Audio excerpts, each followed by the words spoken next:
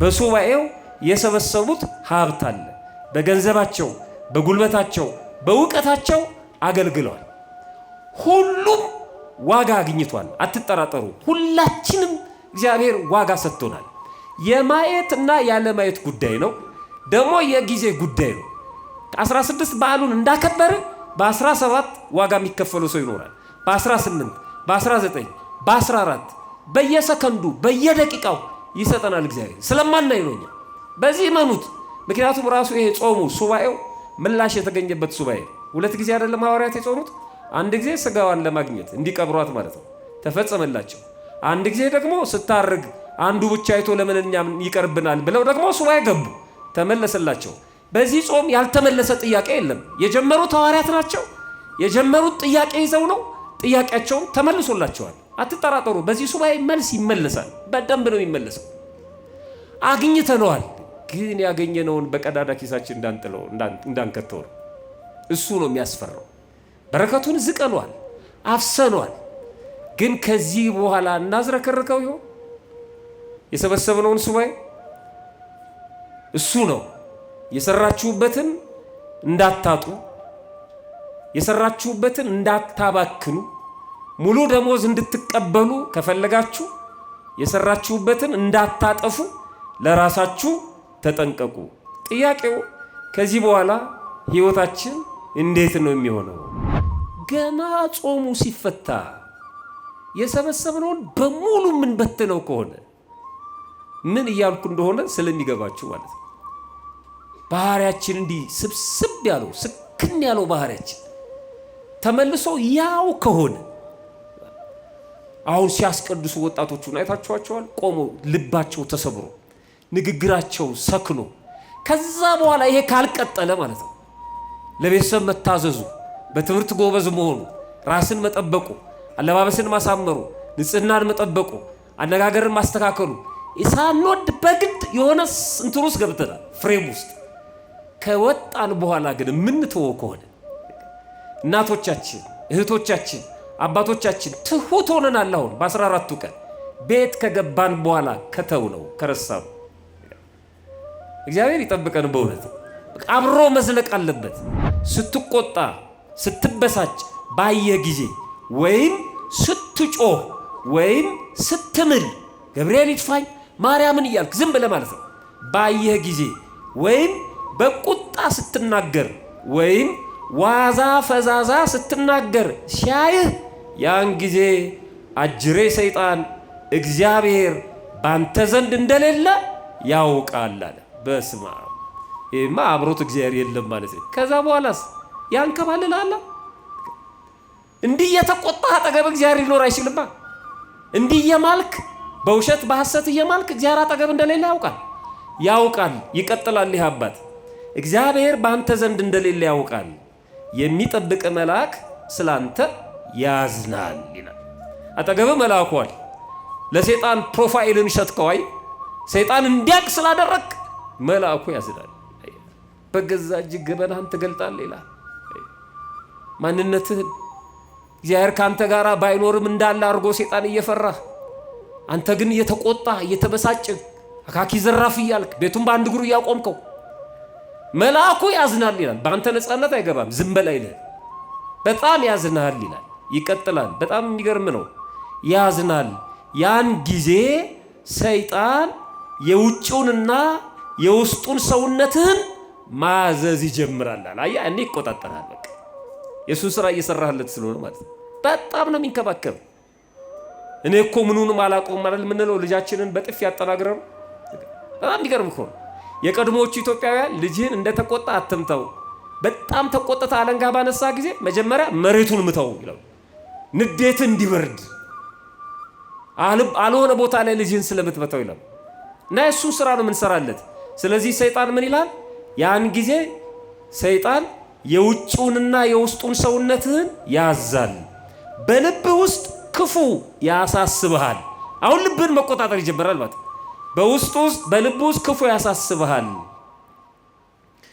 ክፉ ያሳስብሃል፣ መብራት እንደሌለው ቤት ያደርግሃል። መብራት የሌለው ቤት አይጡም እባቡም ምኑም እንደፈለገ ነው የሚፈነጭበት። አይጥ እንኳን ባቅሟ መብራቷ ስታደርጉ ልም ነው የምትለው አይደል? መብራት ከሌለው ማንም ነው የሚጫወትበት ቤቱ። መብራት እንደሌለው ቤት ያደርጋልና በውስጥ ያለውን በሙሉ በርብሮ ይወስድብሃል። እግዚአብሔር ከዚህ ይሰውራል። ስለዚህ ለሰይጣን ፕሮፋይላችንን አንሽጥ። የሰበሰብነው እንዳንበትን ጸባያችንን እናስተካክልና በረከቱን እናጣጥም። አሁን ከዚህ በኋላ ከ16 በኋላ ስላለው ነገር ላሳስባችሁ ስለፈለግኩ ነው። ይሄ በመጽሐፍ ቅዱስ መነሻ የምናደርገው ኃይለ ቃል የሐዋርያው የቅዱስ ዮሐንስ መልእክት ሁለተኛ መልእክቱ ምዕራፍ 8 ቁጥር 9 ላይ የተናገረውን ቃል መነሻ አደርጋለሁ። እንደዚህ ይላል፣ ሙሉ ደሞዝን እንድትቀበሉ እንጂ የሰራችሁትን እንዳታጠፉ ለራሳችሁ ተጠንቀቁ ይላል። የሚገርም ቃል። የመጀመሪያው ሙሉ ደሞዝ በዋናነት ፍጹም ድህነት ነው። የነፍስ ድህነት፣ መንግስተ ሰማያት መግባት። መንግስተ ሰማያትን በመውረስ ግማሽ ደሞዝ የለም። መንግስተ ሰማያትን በመውረስ የዘላለም ድህነት በማምጣት ወይም በመውሰድ ግማሽ ድህነት የለም። ግማሽ ገነት የለም። ግማሽ መንግስተ ሰማያት የለም። ግማሽ ድህነት የለም። ሙሉ ደሞዝ የሚለው እሱን ነው። ሙሉ ደሞዝ የነፍስ ድህነት ነው።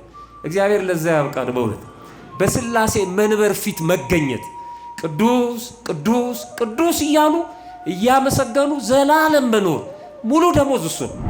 ሙሉ ደሞዝ ተቀባዮች እንድትሆኑ የሰራችሁትን እንዳታጠፉ። የሰራችሁትን ማለት የሃይማኖት ጽናታችሁን፣ የምግባር ማቅናታችሁን እንዳትተዉት።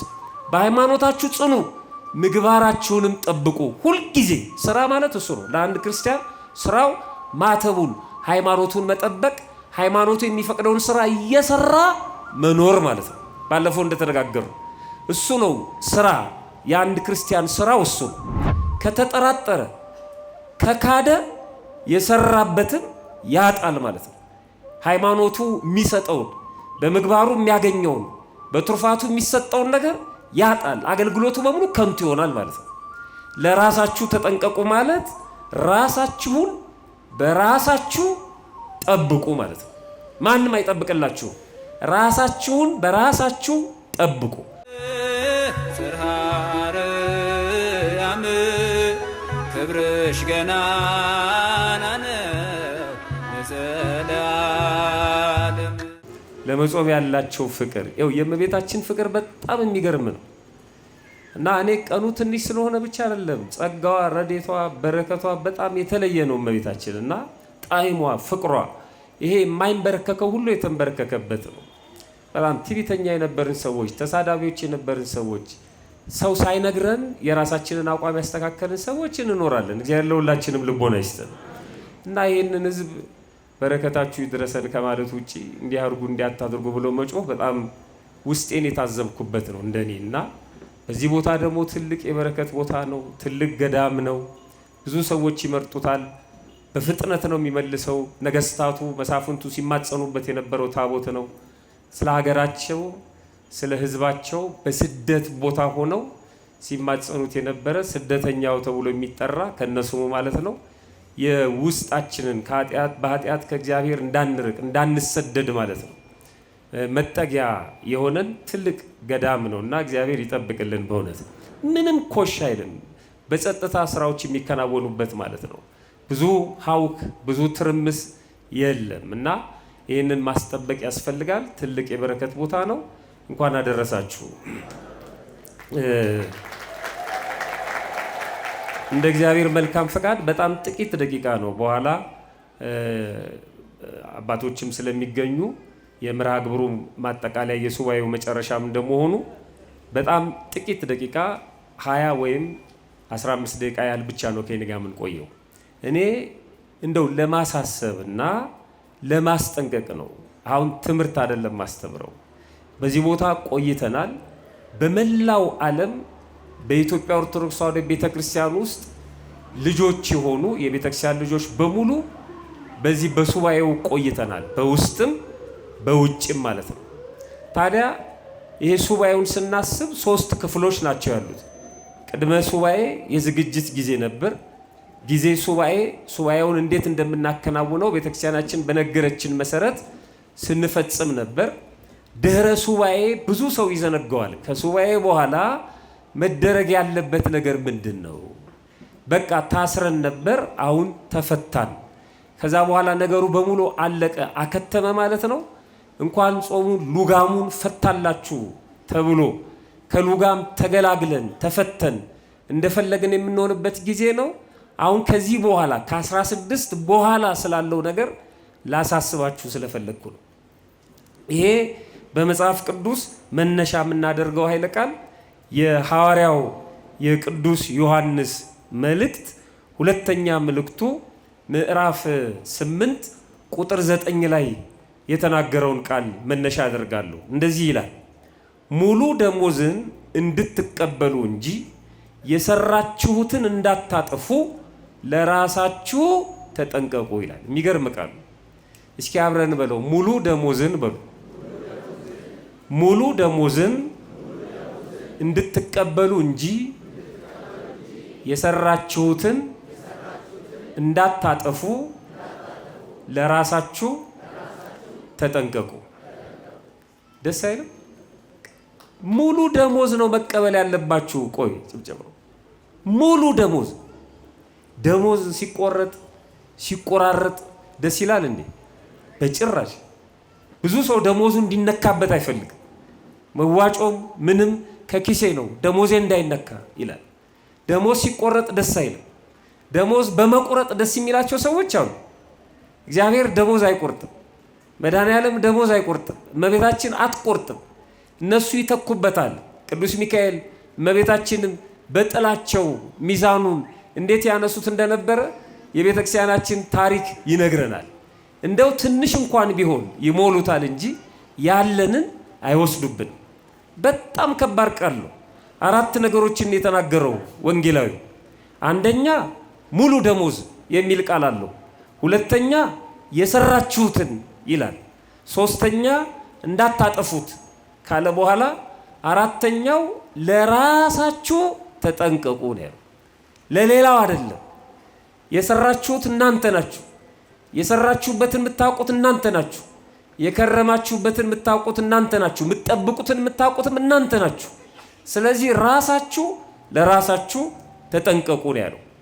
ይሄ በጣም ሰፊ አድርገን ስናየው ደሞዝ፣ ስራ፣ መጠንቀቅ፣ ማጥፋት የሚለው ከክርስትናችን አስተምሮ አንጻር ሰፊ ትርጉም አለው። ወደዛ ወደ ጥልቁ አልሄድም። አሁን ፍልሰታውን ወይም ሱባኤውን ላሳለፍነው ሰዎች ብቻ የሚሆነውን መልእክት ተናግሬ ነው ማጠቃልለው። የመጀመሪያው ሙሉ ደሞዝ በዋናነት ፍጹም ድህነት ነው። የነፍስ ድህነት፣ መንግስተ ሰማያት መግባት። መንግስተ ሰማያትን በመውረስ ግማሽ ደሞዝ የለም። መንግስተ ሰማያትን በመውረስ የዘላለም ድህነት በማምጣት ወይም በመውሰድ ግማሽ ድህነት የለም። ግማሽ ገነት የለም። ግማሽ መንግስተ ሰማያት የለም። ግማሽ ድህነት የለም። ሙሉ ደሞዝ የሚለው እሱን ነው። ሙሉ ደሞዝ የነፍስ ድህነት ነው። እግዚአብሔር ለዛ ያብቃን። በእውነት በስላሴ መንበር ፊት መገኘት፣ ቅዱስ ቅዱስ ቅዱስ እያሉ እያመሰገኑ ዘላለም መኖር ሙሉ ደሞዝ እሱ ነው።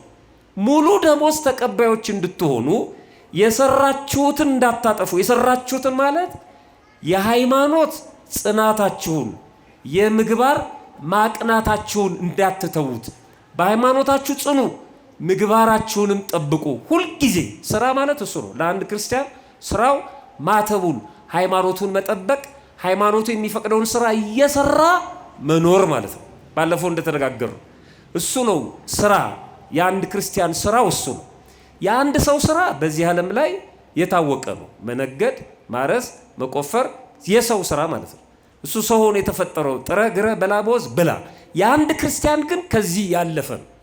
ክርስቲያን አያርስም፣ አይነግድም ወይም አይማርም ማለት አይደለም። እሱ ለስጋው ነው፣ ለነፍሱ አይደለም። የሚቆፍረው ለነፍሱ አይደለም። የሚነግደው ለነፍሱ አይደለም፣ ለስጋው ነው። ለስጋው ይሰራል እንደ ሰውነቱ ማለት ነው። እንደ ሰውነቱ ሲሰራ በሚኖርበት ሀገር ሕግና ስርዓት ይመራል እንደ ሰውነቱ። እንደ ክርስትናው ግን ከዛ ውጪ ነው። ሃይማኖቱን መጠበቅ ነው። ሃይማኖቱን መጠበቅ ምግባሩን ማቅናት ነው ስራ የሚለው ማለት ነው። ሶስተኛው እንዳታጠፉ ማለት እንዳትጠራጠሩ እንዳትክዱ ማለት ነው። ከተጠራጠረ ከካደ የሰራበትን ያጣል ማለት ነው። ሃይማኖቱ የሚሰጠውን በምግባሩ የሚያገኘውን በትሩፋቱ የሚሰጠውን ነገር ያጣል። አገልግሎቱ በሙሉ ከንቱ ይሆናል ማለት ነው። ለራሳችሁ ተጠንቀቁ ማለት ራሳችሁን በራሳችሁ ጠብቁ ማለት ነው። ማንም አይጠብቅላችሁ። ራሳችሁን በራሳችሁ ጠብቁ። አሁን እናንተ ራሳችሁን በራሳችሁ ለመጠበቅ ጉጉቱ ስላለ ነው በእንዲህ አይነት ጉባኤ 16ቱም 14ቱንም ቀን ሁለቱንም ሱባኤ እየተገኛችሁ ስታስቀድሱ ስትማሩ ስትጸልዩ የነበር ራስን ለመጠበቅ ማለት ነው። ራስን ለማዳን ነው። ሰው ራሱ ከዳነ በኋላ ነው ሌላውን የሚያተርፈው የሚያድነው። ይሄ በሰፊው ካየነው ነው። አሳጥረን ደግሞ ከፊታችን አቅርበን ስናየው በዚህ በጾመ ፍልሰታ በቅርቡ ማለት ነው በውጭም በውስጥም ማለት በቤተ መቅደሱ በአውደ ምሕረቱ በቅጽረ ግቢው ደግሞ በመታየትም ባለመታየትም የሚያገለግሉ አሉ። በውስጥ የሚያገለግሉ አሉ፣ በውጭ የሚያገለግሉ አሉ። አይደለም እዛ አስፋልት ላይ አስቀዳሹን ቆራቢውን መኪና እያስቆሙ የሚያሻግሩ አሉ፣ በውጭ ማለት ነው። እነዚህ የቤተ መቅደስ ሰዎች አይደሉም። በጣም የሚገርም ነው። እንዳይገጭ ሰው መኪናው መተላለፊያ እንዳያጣ ሕፃናት እንዳይጎዱ የሚያስተናብሩ አሉ። ወጣቶች ወንበር የሚሸከሙ አሉ። ይህን ድንኳን የሚተክሉ አሉ። በገንዘባቸው የሚያገለግሉ አሉ። ደግሞ ይሄንን ያገለገለውን ሕዝብ ዋጋ እንዳያጣ የሚለምኑ በረከተ ሥጋ በረከተ ነፍስ እንዲያገኝ የሚማጸኑ ደግሞ የውስጥ አገልጋዮች ደግሞ አሉ። በውስጥ የሚያገለግሉ በታቦቱ ፊት ማለት ነው።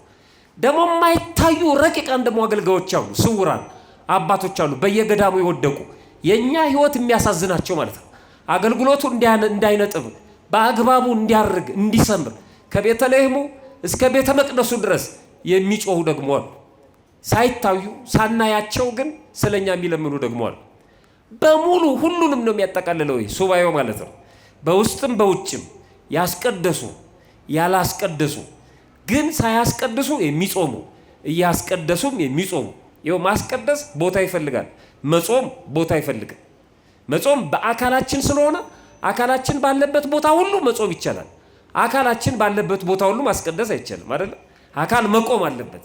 ለዚህ ደግሞ በጣም ባካናዎች አሉ፣ በስራ ምክንያት፣ በትምህርት፣ በኑሮ ምክንያት። እነዚህ አላስቀድሱም ግን ይጾማሉ። ለእነዚህም ዋጋ ይከፍላል እግዚአብሔር።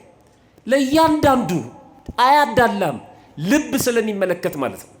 በሚያስቀድሱ ሰዎች እየቀኑ አንድ ትልቅ ሰው ነበሩ ይባላል እና አርጅተው አይናቸው ፈዞ ደክሞ ወደ ቤተክርስቲያን መሄድ አቃታቸው እና እሑድ ጠዋት ወደ ቤተክርስቲያን መሄድ ስለማይችሉ በራቸው ላይ ይቆማሉ። ክፍለ ሀገር ሲሄድ የሰማሁት ታሪክ ነው፣ ለአገልግሎት ማለት ነው። እና ሄደን አይተናቸዋል። ሰውየውን ነጭ ለብሰው በራቸው ላይ ይጠብቃሉ። ከዛ በኋላ እንደምን አደራችሁ ይላሉ። እግዚአብሔር ይመስገን። ከቤተክርስቲያን ነው የምትመጡት? አይደለም። በሉ ደህና ሂዱ ይላሉ። እንደምን አደራችሁ? እግዚአብሔር ይመስገን። ከቤተክርስቲያን ነው የምትመጡት? አዎ። ኑ ኑ ይሉና እቅፍ አድርገው ይስሟቸዋል። እግራቸውን ይስማሉ፣ እጃቸውን ይስማሉ። እኚህ ሰውዬ እግዚአብሔር አያልፋቸውም። ቤተ ክርስቲያን ሆኖ የሚቀልደውን ሰው በረከት ወስዶ ለሳቸው ይሰጣል ማለት ነው። ቤተ ክርስቲያን ሆኖ የሚላፋውን፣ ቤተ ክርስቲያን ሆኖ የሚስቀውን፣ ቤተ ክርስቲያን ሆኖ የሚቀልደውን ከሱ ይወስድና ለእኚህ ሰውዬ ይሰጣል እግዚአብሔር ማለት ነው። መጥቶም ማጣት ስለሚኖር ማለት ነው። እግዚአብሔር ከዚህ ይሰውረን። በእውነት በውስጥም በውጭም ያሉ ያስቀደሱ፣ የጾሙ፣ የጸለዩ፣ የቆረቡ፣ ያዘከሩ ዝናብ እየመታቸው ባቄላውን፣ ንፍሮውን፣ ዳቦውን ይዘው መጥተው እዚህ የሚሰጡ አሉ። ሳንቲሙንም ለነዳያን የሚሰጡ አሉ። ያስተናበሩ ቤታቸውን ጥለው በቤተ እግዚአብሔር በእግዚአብሔር ደጅ ወድቀው የሰነበቱ በአጠቃላይ እነዚህ በሙሉ በሱባኤው የሰበሰቡት ገንዘብ አለ። በሱባኤው የሰበሰቡት ሀብት አለ። በገንዘባቸው፣ በጉልበታቸው፣ በእውቀታቸው አገልግለዋል። ሁሉም ዋጋ አግኝቷል። አትጠራጠሩ። ሁላችንም እግዚአብሔር ዋጋ ሰጥቶናል። የማየት እና ያለማየት ጉዳይ ነው። ደግሞ የጊዜ ጉዳይ ነው። 16 በዓሉን እንዳከበርን በ17 ዋጋ የሚከፈለው ሰው ይኖራል። በ18 በ19 በ14 በየሰከንዱ በየደቂቃው ይሰጠናል እግዚአብሔር። ስለማናይ ነው እኛ። በዚህ እመኑት። ምክንያቱም ራሱ ይሄ ጾሙ ሱባኤው ምላሽ የተገኘበት ሱባኤ። 2 ጊዜ አይደለም ሐዋርያት የጾሙት? አንድ ጊዜ ስጋዋን ለማግኘት እንዲቀብሯት ማለት ነው፣ ተፈጸመላቸው። አንድ ጊዜ ደግሞ ስታርግ አንዱ ብቻ አይቶ ለምን እኛም ይቀርብናል ብለው ደግሞ ሱባኤ ገቡ። ተመለሰላቸው። በዚህ ጾም ያልተመለሰ ጥያቄ የለም። የጀመሩት ሐዋርያት ናቸው። የጀመሩት ጥያቄ ይዘው ነው። ጥያቄያቸውም ተመልሶላቸዋል። አትጠራጠሩ። በዚህ ሱባኤ መልስ ይመለሳል። በደንብ ነው የሚመለሰው። አግኝተነዋል። ግን ያገኘነውን በቀዳዳ ኪሳችን እንዳንከተው እሱ ነው የሚያስፈራው። በረከቱን ዝቀኗል፣ አፍሰኗል። ግን ከዚህ በኋላ እናዝረከርከው ይሆን? የሰበሰብነውን ሱባኤ እሱ ነው። የሰራችሁበትን እንዳታጡ፣ የሰራችሁበትን እንዳታባክኑ፣ ሙሉ ደሞዝ እንድትቀበሉ ከፈለጋችሁ የሰራችሁበትን እንዳታጠፉ ለራሳችሁ ተጠንቀቁ። ጥያቄው ከዚህ በኋላ ህይወታችን እንዴት ነው የሚሆነው? የሰበሰብነውን እንበትነዋለን? የሰበሰብነውን እንጥለዋለን? በጣም የሚገርም ቃል አለ። ትንቢተ ሐጌ ላይ ሄዳችሁ ስታነቡ ትንቢተ ሐጌ ምዕራፍ 1 ቁጥር 6 ላይ ደሞዙን የተቀበለ ሰው ይላል። ምኑን ነው ያለው? ደሞዝ አለ፣ አትጠራጠሩ። በዚህ ሱባኤ በደንብ ነው ያለ። ደሞዙን የተቀበለ ሰው በቀዳዳ ከረጢት ያደርገው ዘንድ ደሞዙን ተቀበለ ይላል። አይቶ ነብዩ አሳዝኖት ማለት ነው። ደሞዙን ቀዳዳ ኪሱ ውስጥ ከተተው። በጣም ያሳዝናል። ገና ጾሙ ሲፈታ የሰበሰብነውን በሙሉ ምን በትነው ከሆነ ምን እያልኩ እንደሆነ ስለሚገባችሁ ማለት ነው።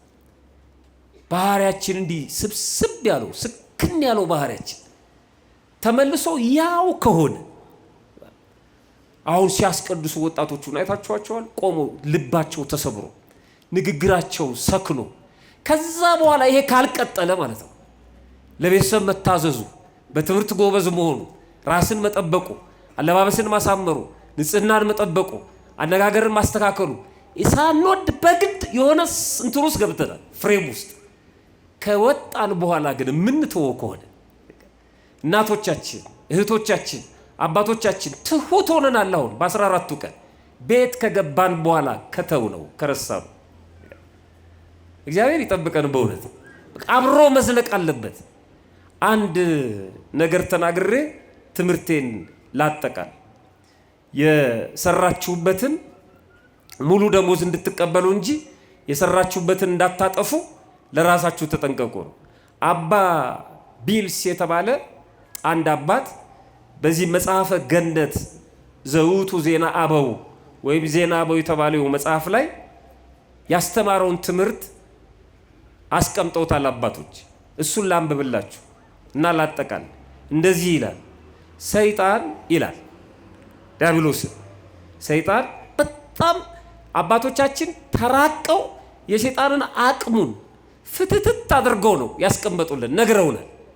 አንዱ የሰይጣን ድክመት ይላል ይህ አባት ክርስቶስ በልብህ ውስጥ መኖር አለመኖሩን አያውቅም ይላል። ነገር በጣም ነው የሚፈራን በክርስትና ህይወት። ተመልከቱ፣ ሰይጣን በጣም ነው የሚፈራው።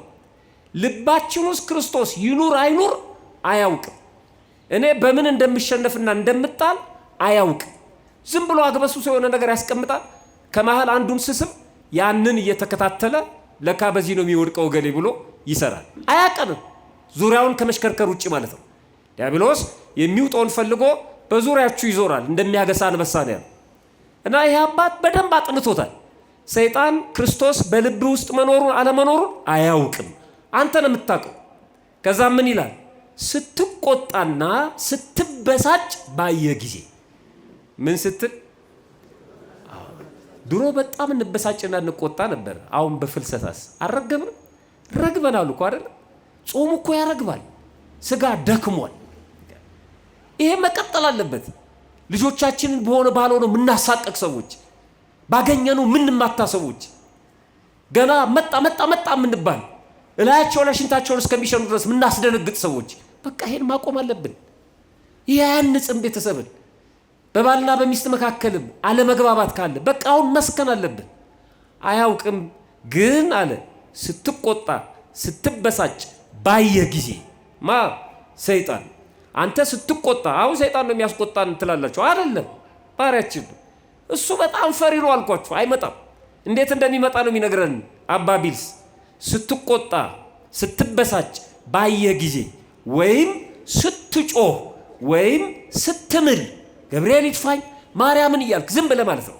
ባየህ ጊዜ ወይም በቁጣ ስትናገር ወይም ዋዛ ፈዛዛ ስትናገር ሲያይህ ያን ጊዜ አጅሬ ሰይጣን እግዚአብሔር ባንተ ዘንድ እንደሌለ ያውቃል አለ። በስመ አብ። ይሄማ አብሮት እግዚአብሔር የለም ማለት ነው። ከዛ በኋላስ ያንከባልላል። እንዲህ የተቆጣህ አጠገብ እግዚአብሔር ሊኖር አይችልማ። እንዲህ እየማልክ በውሸት በሐሰት እየማልክ እግዚአብሔር አጠገብ እንደሌለ ያውቃል። ይቀጥላል ይህ አባት እግዚአብሔር በአንተ ዘንድ እንደሌለ ያውቃል፣ የሚጠብቅ መልአክ ስላንተ ያዝናል ይላል። አጠገብ መልአኩ አለ። ለሰይጣን ፕሮፋይልን ሸጥከዋይ ሰይጣን እንዲያቅ ስላደረክ መልአኩ ያዝናል። በገዛ እጅ ገበናህን ትገልጣለህ ይላል።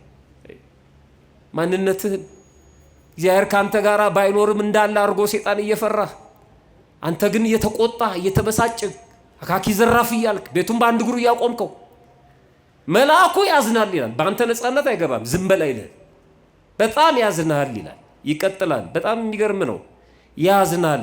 ያን ጊዜ ሰይጣን የውጭውንና የውስጡን ሰውነትህን ማዘዝ ይጀምራል። አየህ፣ እኔ ይቆጣጠራል። በቃ የሱን ስራ እየሰራህለት ስለሆነ ማለት ነው። በጣም ነው የሚንከባከብ። እኔ እኮ ምኑንም አላውቀውም ማለት የምንለው ልጃችንን በጥፊ ያጠናግረው በጣም የሚገርም እኮ ነው። የቀድሞዎቹ ኢትዮጵያውያን ልጅህን እንደተቆጣ አትምተው፣ በጣም ተቆጥታ አለንጋ ባነሳ ጊዜ መጀመሪያ መሬቱን ምተው ይላል። ንዴት እንዲበርድ አልሆነ ቦታ ላይ ልጅህን ስለምትመተው ይላል። እና የሱን ስራ ነው የምንሰራለት። ስለዚህ ሰይጣን ምን ይላል?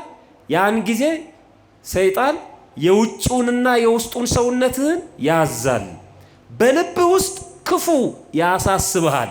አሁን ልብህን መቆጣጠር ይጀምራል ማለት በውስጥ ውስጥ በልብ ውስጥ ክፉ ያሳስብሃል፣ ክፉ ያሳስብሃል፣ መብራት እንደሌለው ቤት ያደርግሃል። መብራት የሌለው ቤት አይጡም እባቡም ምኑም እንደፈለገ ነው የሚፈነጭበት። አይጥ እንኳን ባቅሟ መብራቷ ስታደርጉ ልም ነው የምትለው አይደል? መብራት ከሌለው ማንም ነው የሚጫወትበት ቤቱ። መብራት እንደሌለው ቤት ያደርግሃልና በውስጥ ያለውን በሙሉ በርብሮ ይወስድብሃል። እግዚአብሔር ከዚህ ይሰውራል። ስለዚህ ለሰይጣን ፕሮፋይላችንን አንሽጥ፣ የሰበሰብነው እንዳንበትን ጸባያችንን እናስተካክልና በረከቱን እናጣጥም። ፈጣሪያችን በቸርነቱ ሰምቶ ከመጥፋት ያድነን።